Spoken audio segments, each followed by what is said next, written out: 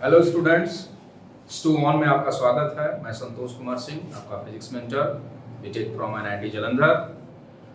मैं 15 सालों से पढ़ा रहा हूं और लगभग हजारों बच्चे इंजीनियर और डॉक्टर्स बन चुके हैं मेरे पढ़ाए हुए। और इस दौरान अगली बारी आपकी है। चलिए स्टार्ट करते हैं। थर्मोडायनेमिक्स स्टार्ट करते हैं हम लोग। और इससे पहले हम लोग काइनेटिक थ्योरी ऑफ गैसेस पढ़ रहे थे और काइनेटिक थ्योरी ऑफ गैसेस को हम लोगों ने कंप्लीट किया। और लास्ट टॉपिक था internal energy of an ideal gas और इक्वेशन था U is equal to F/2 NR delta T, जो कि चेंज इन इंटरनल एनर्जी की बात होगी। और U is equal to F/2 NRT where F is the total degree of freedom, है ना। अब हम लोग हीट यूनिट का आखिरी चैप्टर थर्मोडायनेमिक्स स्टार्ट करते हैं। थर्मल इक्विलिब्रियम क्या है? Thermal equilibrium, if there is no transfer of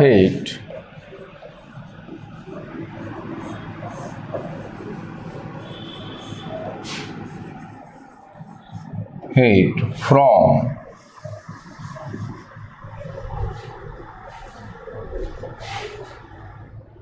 one system, और यहां पे गैसियस सिस्टम की ही बात हो रही है, one system to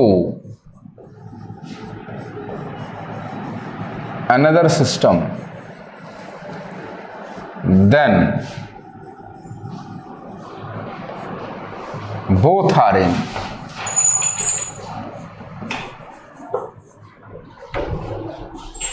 in thermal equilibrium.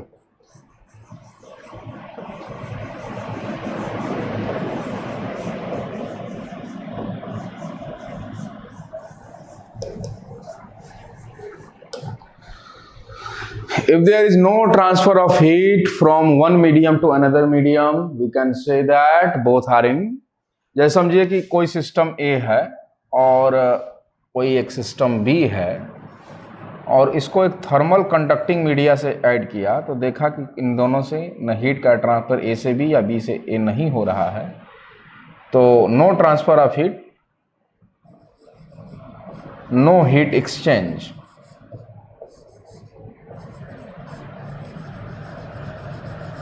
तो हम कहेंगे A and B are in thermal equilibrium. Moving to the next topic which is zeroth law of thermodynamics. Zeroth law बहुत ही आसान है, जैसे आप लोग जानते भी होंगे। यहाँ पे थर्मल इक्विलिब्रियम की बात चल रही होती है। कहेंगे if three system A, B and C are three system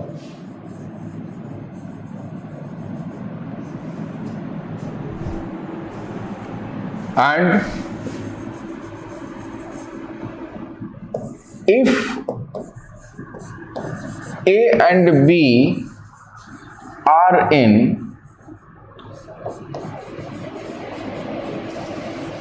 thermal equilibrium,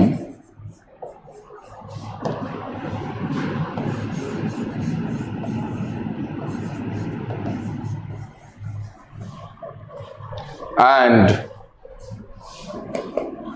B and C are in thermal equilibrium, this implies that we can say that A and C या C and A कभी कह सकते हैं also in thermal equilibrium.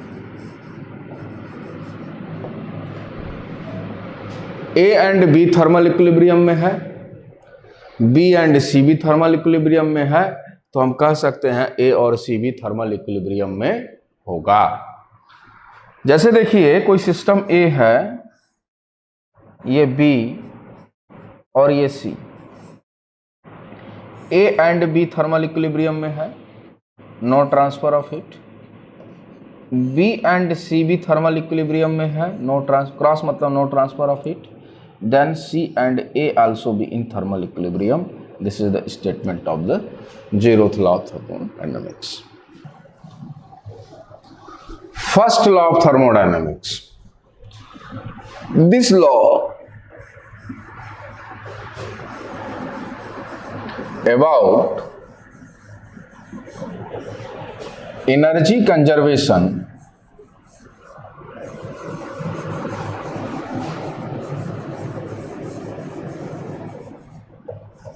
in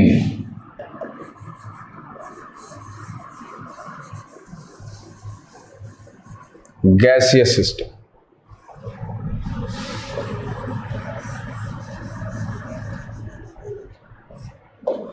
This law about energy conservation in gaseous system, जैसे समझिए कि ये कोई गैसियस सिस्टम है, इसको हमने dq अमाउंट ऑफ हीट दिया, एलिमेंटल हीट दिया, तो इसका जो इंटरनल एनर्जी है, इसका टेम्परेचर बढ़ेगा तो इसका इंटरनल एनर्जी में चेंज आएगा, तो इसके हीट देने से इंटरनल एनर्जी में चेंज आया। और क्या हो सकता है, कुछ वर्क डन भी होगा। यानी हीट देने के बाद यही दो पॉसिबिलिटी है, चाहे एक हो या ये हो या दोनों हो, यही है, पर निश्चित कोई ना कोई एक होगा जरूर। यानी जो हीट हम सप्लाई करेंगे, that heat will transform into two form. One is the change in internal energy and the some work is done. Or this one is called elemental form of, क्योंकि स्मॉल हीट दिया जा रहा है, small change देखा जा रहा है, इसलिए elemental form of first law of thermodynamics, FLT। ठीक है, dq is equal to du plus dw। Now same यही सिस्टम है, इसमें हम एलिमेंटल हीट ना देकर एक लार्ज अमाउंट ऑफ हीट या एलिमेंटल ना चेक करके एक स्टेट, यानी एक फॉर्म से दूसरे फॉर्म में चेंज आने तक में पूरा हीट कितना दिया, कहना क्यू हीट दिया। इंटरनल एनर्जी में जो चेंज आया, दैट इंटरनल एनर्जी में चेंज आया डेल्टा यू, डी यू नहीं, डेल्टा यू, और वर्क डन हुआ डब्ल्यू। ठीक, डेल्टा डब्ल्यू इसलिए नहीं लिख रहे हैं क्योंकि डेल्टा डब्ल्यू का मतलब पहले कुछ वर्क डन हो रहा था फिर एक्स्ट्रा हो गया, ऐसा नहीं, पहले कोई कुछ भी वर्क डन नहीं हो रहा था, जो भी वर्क डन होगा वह क्यू देने के बाद ही होगा। तो Q is equal to delta U plus W, इसको हम लोग बोलते हैं बच्चों state form of first law of thermodynamics. State form को थोड़ा समझने के लिए देखिए कि कोई गैसेस अपने thermal state P1 V1 T1 में है और उसको दूसरे थर्मोडायनेमिक स्टेट में चेंज कर दिया गया P2 V2 T2 में, और ये जो प्रोसेस हुआ है, इस प्रोसेस का नाम होता है थर्मोडायनेमिक प्रोसेस। इस प्रोसेस को थर्मोडायनेमिक प्रोसेस कहते हैं। तो इस दौरान क्यू अमाउंट ऑफ हीट दिया, इंटरनल एनर्जी डेल्टा यू से और वर्क डन डब्ल्यू। तो this one is the state one, पहली अवस्था, और this one is the state two, दूसरी अवस्था। तो एक अवस्था से दूसरी अवस्था में यदि गैस जाती है तो P1 V1 T1 से P2 V2 T2 में पहुंच जाती है, P1 V1 T1 से P2 V2 T2 में पहुंच जाती है। ये स्टेट फॉर्म। और एलिमेंटल फॉर्म क्या है कि during the change of the state at every intermediate state या at any instant during the path, if the dq amount of heat considered to the system, then by this heat the internal energy will be changed by du and d. यानी path के दौरान जो elemental change होता जा रहा है उसमें यदि हमें अप्लाई करना होगा तो एलिमेंटल फॉर्म, और जब चेंज शुरू से आखिरी में आ चुका होगा उसको अप्लाई करने के लिए स्टेट फॉर्म। यानी दोनों एक ही चीजें हैं, बस लिखने का तरीका अलग है और दोनों का प्रेजेंटेशन एप्लीकेशन अलग अलग है। क्लियर?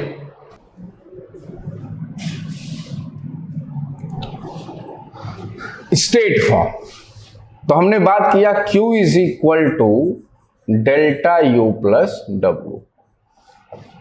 अब देखिए there are 3 parameters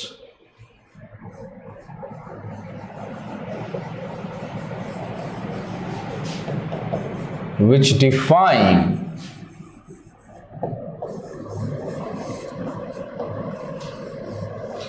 first law of thermodynamics। सबसे पहला हीट सप्लाई और rejected.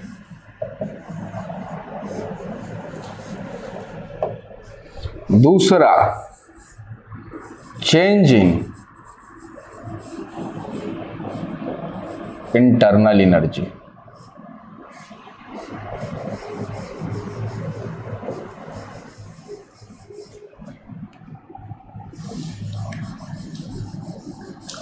And the third one is work done.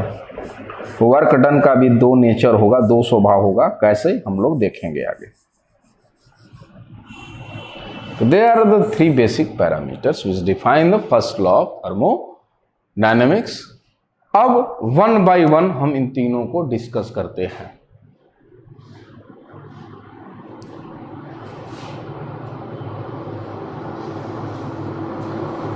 आइए थोड़ा डिटेल में देखते हैं हीट सप्लाई और rejected.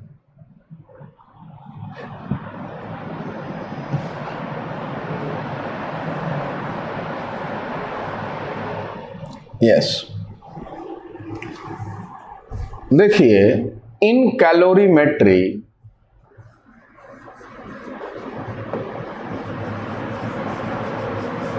we studied that Q is equal to ms delta theta या ms delta t, where m is the mass and s is the specific heat capacity।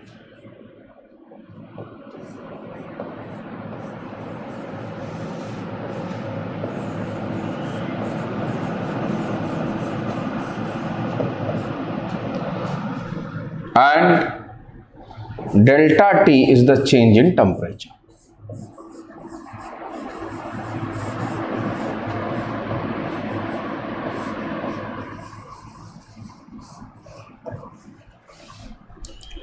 Q heat. यदि हम S की बात करें तो चाहे water हो, आइस हो या जिस भी टाइप का सब्सटेंस, एल्युमिनियम, कॉपर, यहाँ पे S जो होता था कांस्टेंट लेते थे हम लोग, constant for the given substance. उस पदार्थ के लिए कांस्टेंट होता था,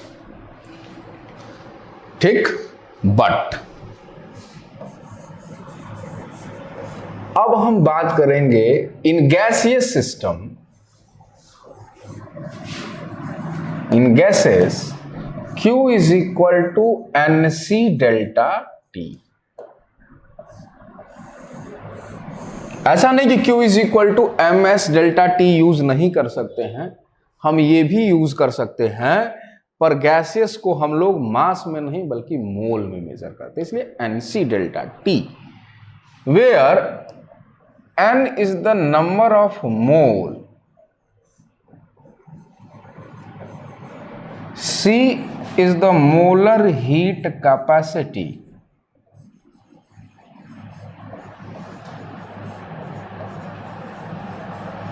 and delta T is the change in temperature.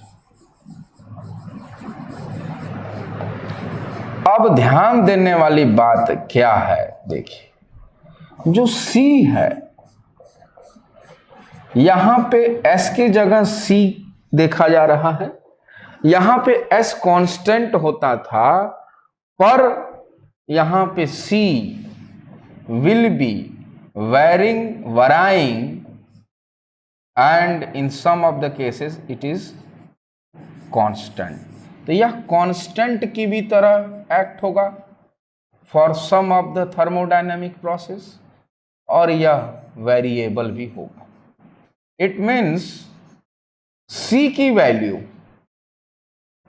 C किसी एक ही गैस के लिए, चाहे ऑक्सीजन ले लें चाहे कोई भी गैस ले लें, उसके लिए अलग अलग वैल्यू हो सकती है. डिपेंड करती है कि उस गैस पे किस टाइप से या किस नेचर का थर्मोडायनेमिक प्रोसेस हो रहा है. डिटेल में आएगा आगे. यानी depend on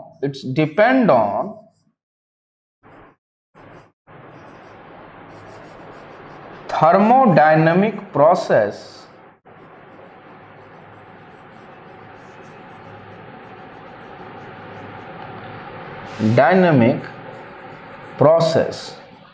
for the given gas. यानी एक सिंगल गैस के लिए C की वैल्यू अलग अलग हो सकती है. अब देखें आप थोड़ा, Q is equal to NC delta T. N है नंबर ऑफ मोल. यदि हम कहें नहीं, हम इसको MS डेल्टा T ही लिखना चाहूं तो क्या लिखा जा सकता है? जरा सोच के बताइए तुम्हें, क्या हम इसको लिख सकते हैं? Q is equal to NC delta T and MS delta T से लिख सकते हैं कि नहीं? तो जरा देखिए यहां से हम क्या निकल कर आएगा रिजल्ट. तो NC is equal to M into S, और M है मास ऑफ द गैस. तो M देखिए, M को लिख सकते हैं number of mole into molar mass into S is equal to N into C. N get cancel out and C is equal to M into S. तो ध्यान दीजिएगा, यहां से लिखेंगे molar heat capacity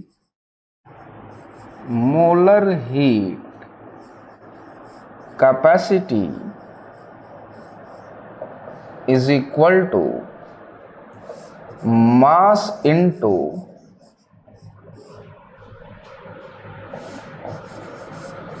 specific heat capacity.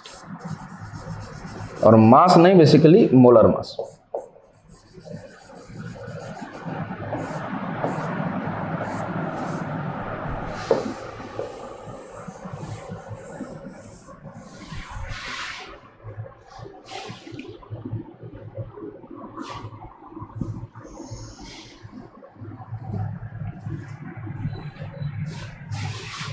Now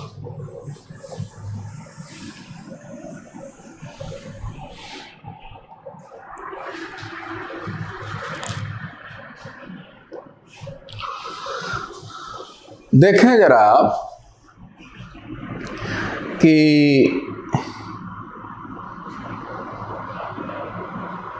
यहां से ये result तो है, पर हम यदि मास इक्विवेलेंसी यदि हम चाहते हैं तो इसको हम ऐसे कन्वर्ट कर सकते हैं.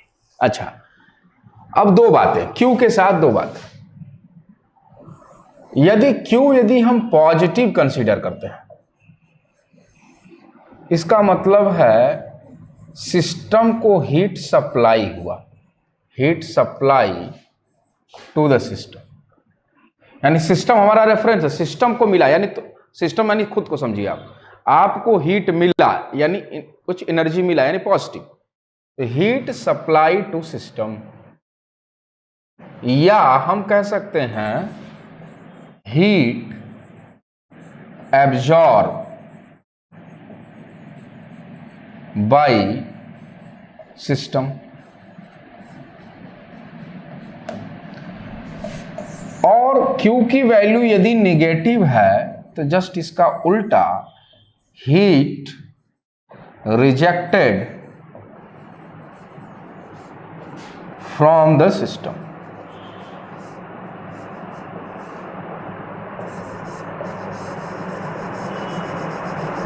सिस्टम से हीट बाहर निकला।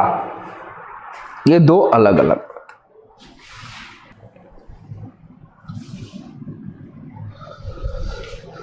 Second is the change in internal energy of gas. चूंकि हम जानते हैं EU is equal to F/2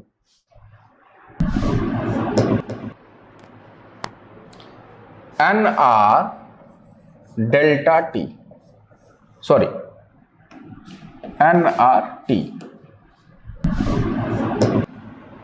If temperature of gas increases from T1 to T2 या changes from T1 to increase या decrease दोनों की बात, तो U1 इज इक्वल टू, जब T1 टेम्परेचर होगा तो लिखेंगे F/2 NR T1 और U2 is equal to F/2 NR T2। तो जब हम डेल्टा U की बात करेंगे which is U2 minus U1 is equal to F/2 NR T2 minus T1, that is equal to delta U, and delta U is equal to F/2 NR delta T।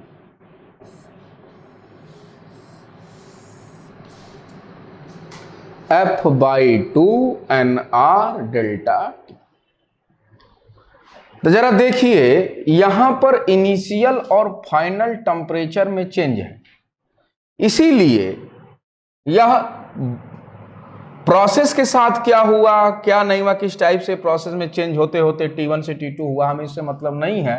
इसलिए note point पहला कि change in internal energy is a state function, यह path function नहीं है, state function, यानी initial और final state पे depend करता है। दूसरा, यदि डेल्टा टी यदि पॉजिटिव होगा यानी राइज इन टेम्परेचर होगा, this imply that delta U भी पॉजिटिव होगा।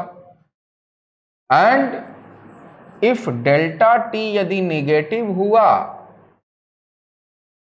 तो डेल्टा यू भी नेगेटिव होगा, और वाइस वर्सा, और इसका उल्टा भी चलेगा। चलिए थोड़ा पीछे की स्लाइड में आते हैं और एक बात और लिख लेते हैं, थर्ड नोट पॉइंट देखिए।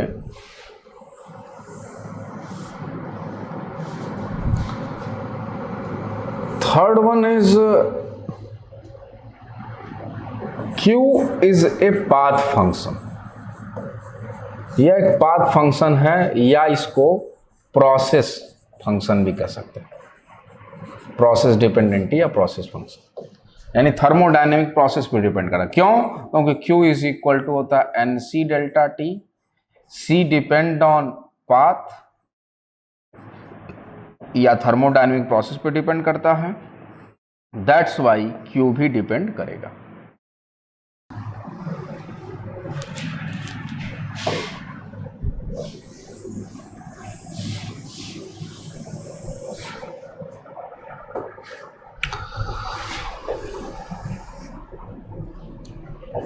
जरा इस पे बेस्ड क्वेश्चन करते हैं। How much heat require, basic question,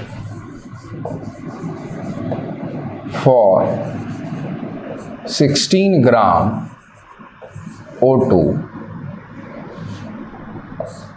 to make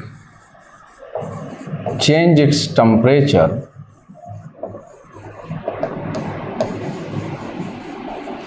by 30 degree Celsius if C is equal to, जरा C के यूनिट की यदि बात कर लें तो देखिए यूनिट क्या होगा C का।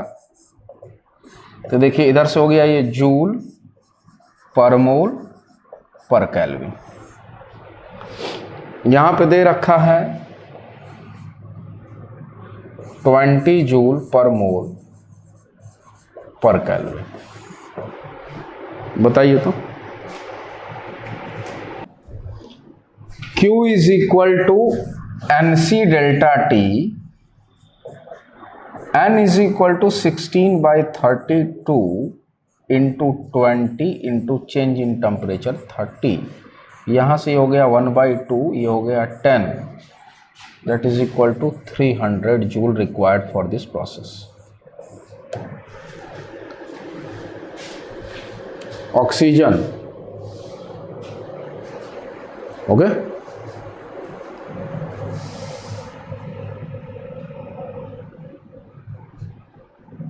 ठीक। अब आइए देखते हैं work done by the gas. Third which is very very important,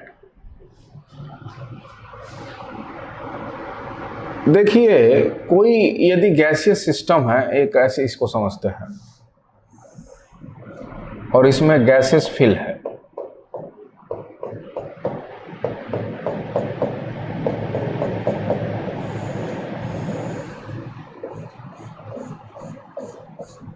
यहाँ पे पिस्टन लगा हुआ है।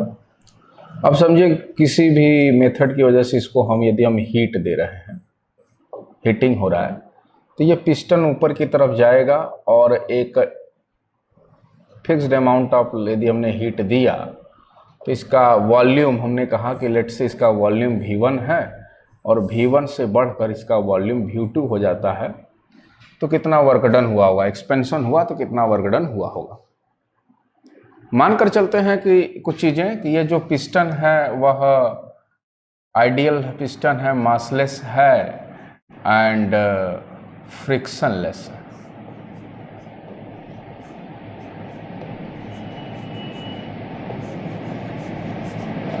Massless and frictionless, okay. तो जब ये पिस्टन ऊपर की तरफ यदि ये जाएगा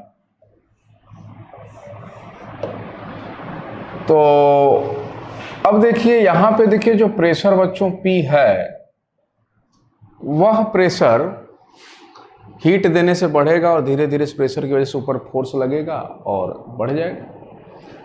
तो आइए देखते हैं, तो कहेंगे dW बराबर होता है F.dx लिखते हैं।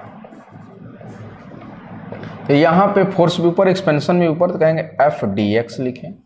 ध्यान दीजिए, यदि हम कहें प्रेशर इनसाइड P है तो P into area of the piston, A मान लेते हैं area of the piston, area of piston.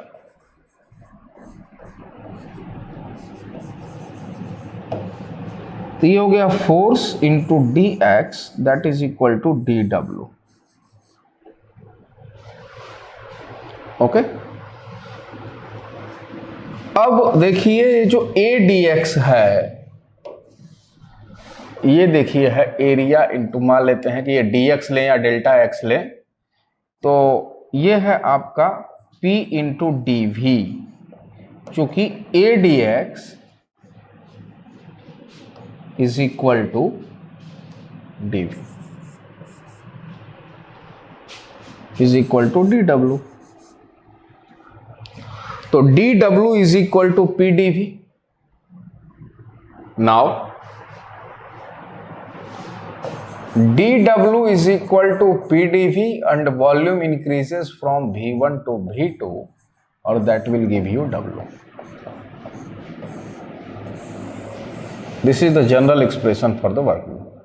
अब इसमें केस नंबर 1 कह दिया, इफ प्रेशर कांस्टेंट है, ड्यूरिंग द एक्सपेंशन यदि प्रेशर को कांस्टेंट ट्रीट करें तो वो इंटीग्रेशन से बाहर आ जाएगा और work done is equal to, देखिए P integration dV from V1 to V2, तो इसको लिखेंगे P V2 V हो जाएगा इंटीग्रेशन और लिमिट पुट करेंगे तो V2 माइनस V1, तो यहाँ से W is equal to P delta V।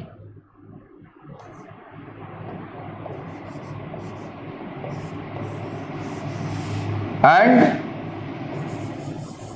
जब प्रेशर कांस्टेंट, तो इस प्रोसेस को नाम देते हैं, यदि ऐसा प्रोसेस होता है तो इसको बोलते हैं आइसोबारिक प्रोसेस। बार यानी प्रेशर, यूनिट है प्रेशर की, आइसोबारिक प्रोसेस। और यदि मैं कहूं वॉल्यूम कांस्टेंट है, दिस इंप्लाई दैट, ऐसे प्रोसेस को नाम देंगे आइसोकोरिक प्रोसेस। देखते जाइए, डिटेल में हम लोग ये सब प्रोसेस पढ़ेंगे। अब भी dV इज इक्वल टू भी 0 होगा and delta V is equal to भी 0 होगा। dV is equal to 0 and delta V is equal to 0, ये दोनों ही 0 होगा। और जब यदि 0 होगा क्योंकि वॉल्यूम कांस्टेंट है तो dW भी 0 होगा और W भी 0 होगा। एलिमेंटल वर्क डन भी 0, ये भी 0। इतना लिखिए और बताता हूं मैं। वर्क डन को ध्यान से समझिए। देखिए, यदि P वर्सेस V का यदि कोई ग्राफ बनाए और ग्राफ कुछ ऐसे है जहां पे यहां पे वॉल्यूम V1 है और यहां पे वॉल्यूम V2 है, देखिए P dV क्या देगा, तो dV देखिए एक एलिमेंट होगा जो V एक्सिस पे आकर लगेगा यहाँ पे, this one is the dV, और P इसके क्रॉस प्रेशर, तो P dV is the area, elemental area which is, इसको हम लिख सकते हैं एरिया, इस स्ट्रिप का एरिया। और P dV देखिए ये सब एरिया कहां से कहां तक कैलकुलेट करना है। देखिए P dV निकाल कर जोड़ते जाइए, इंटीग्रेशन यानी ऐड कीजिए, कहां से कहां, तो कह रहा है V1 से लेकर V2 तक, यानी this will be what, area है ये किसका, P वर्सेस V ग्राफ का एरिया है विथ V एक्सिस, यानी PV ग्राफ का एरिया वर्क डन देता है। ध्यान देगा, P वर्सेस V ग्राफ का ही, ना कि T वर्सेस P या V वर्सेस T का। Area under the graph with V axis will give you work done. अब वर्क डन के नेचर की बात करें तो सबसे पहला पॉइंट, इफ V इंक्रीजेस, हम कह सकते हैं कि एक्सपेंशन होगा, expansion in gas, delta V positive होगा, this imply that work done positive होगा। यानी एक्सपेंशन होता है तो वर्क डन पॉजिटिव होता है, और ऐसे वर्क डन को कहते हैं work done by the system, system ने कार्य किया। ध्यान दीजिएगा, सिस्टम हमारा रेफरेंस है, सिस्टम एक्सपैंड किया तो सिस्टम के द्वारा कार्य किया गया। And second one is, if V decreases, this imply that compression in gas,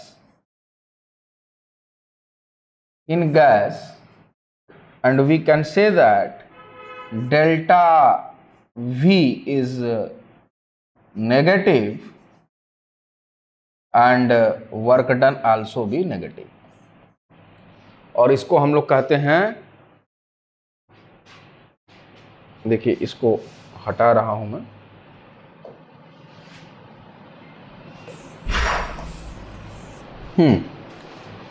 इसको हम लोग कहते हैं work done,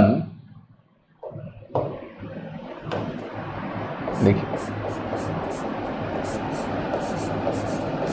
work done by the surrounding,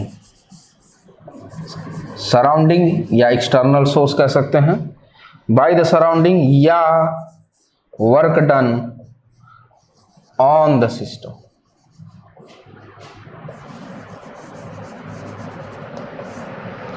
और जब पॉजिटिव होगा तो work done by the system या वर्क डन ऑन सराउंडिंग। देख लीजिए दोनों की।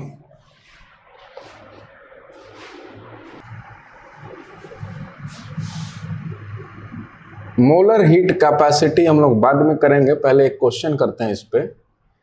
देखिए क्वेश्चन है, in a thermodynamic system internal energy decreases by 400 joule while it is doing 250 joule of work. What net heat is required to the system for this process? कीजिए। Very good. Q is equal to delta U plus W. In the thermodynamic process, internal energy decrease यानी -400 joule while it is doing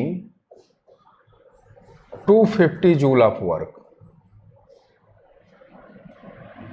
that is equal to Q. तो Q is equal to -150 joule, ये हो गया। हम क्या लिखेंगे? सो इसको लिख सकते हैं 150 जूल हीट, निगेटिव नहीं, निगेटिव का मतलब देखिए क्या है, मैं लिखने जा रहा हूं। 150 joule heat rejected from the system से 150 जूल हीट बाहर निकला है। क्लियर? आगे का बच्चों हम लोग इस पे बेस्ड जो क्वेश्चन है हम लोगों का बेस बन चुका है, और ये तीनों प्रोसेस जो है थे 3 पैरामीटर्स, उसके बारे में हम लोग डिस्कस कर चुके हैं। थोड़ा इसको रिवाइज कीजिएगा। नेक्स्ट क्लास में हम लोग क्वेश्चन और मोलर स्पेसिफिक हीट ये सब चर्चा करेंगे। ठीक है? Okay, thank you. On IS2ON study is always on. Concepts के बेहतर रियलाइजेशन के लिए IS2ON पर बने रहिए।